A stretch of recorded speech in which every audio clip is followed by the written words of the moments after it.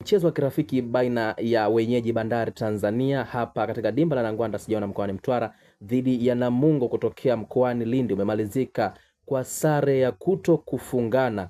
Na mara baada ya mchezo huu kumalizika, tumezungumza na walimu wa timu zote mbili, kila mmoja akieleza kinaga ubaga sababu zilizofanya mchezo huo kwenda sare. Ngawina, kocha msaidizi wa timu ya Mungu. Awali ya yote kwanza tumshukuru Mwenyezi Mungu, mechi imeisha salama, lakini hii ilikuwa moja ya mechi yetu ya majaribio kwa sababu tulicheza mechi yetu jana na tumekuja kucheza mchezo huu wa pili, kwamba tunaangalia wapi tunatakiwa turekebishe kwa sababu tunakwenda wiki yetu ya mwisho ya mechi. Kwa hiyo tuko tunaangalia mapungufu yako wapi. Kubwa sio kushinda mchezo, kubwa ni kuangalia tulichoelekeza kinafanyika. Kwa hiyo ndio kubwa, lakini yote kwa yote niwapongeze Bandari, wana timu nzuri. Kwa hiyo mimi nasema tumepata mazoezi mazuri. Kubwa tunasema tunaanzia pale tulipoishia. Kweli tumepata alama 12, lakini hiyo ni michezo ambayo imeshapita. Kwa hiyo tunaweka pembeni michezo ambayo imepita. Kwa hiyo tunaangalia michezo yetu ambayo tunaanza tarehe 23, tuna ratiba ngumu sana.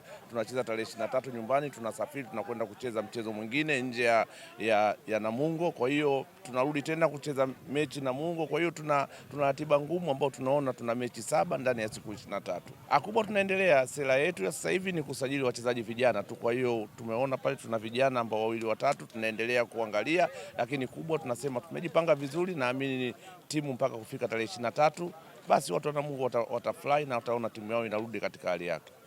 Kwa majina naitwa Mwalimu Amazi Gonyani, coaches wa Bandari Tanzania Sports Club.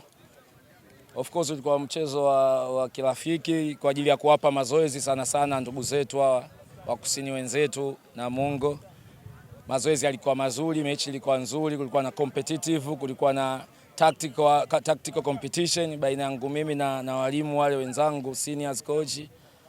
Lakini siku zote mimi nasema kwa sometimes timu yetu tunakuwa tunaiset katika shape ya mid block shape, lakini tunakuwa tunatoka kwenye transition to attack, tunatengeneza nafasi.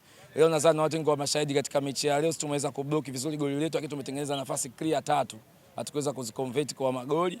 Kwa hiyo yote kwa yote mimi niwapongeza wachezaji.